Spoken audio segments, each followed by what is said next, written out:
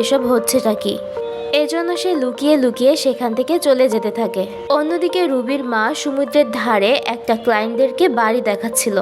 হঠাৎ করে রুবির মায়ের চোখ পড়ে সমুদ্রের ভেতরে লুকিয়ে থাকা রুবির ওপর। এজন্য রুবি বাধ্য হয়ে বাকি সত্যিটা জানার জন্য সমুদ্রের ভেতরে লাফ দেয়। সে সিদ্ধান্ত নেয় বাকি সত্যিটা সে তার দাদির কাছ থেকে জেনেই নেবে। সমুদ্রের ভেতরে নামতেই সে আবারও জায়ান্ট ক্র্যাকে পরিণত হয়ে যায়। এরপর রুবি তার আঙ্কেলের সঙ্গে সমুদ্রের বহু পথ পাড়ি দিয়ে একটা জায়গায় গিয়ে উপস্থিত হয়।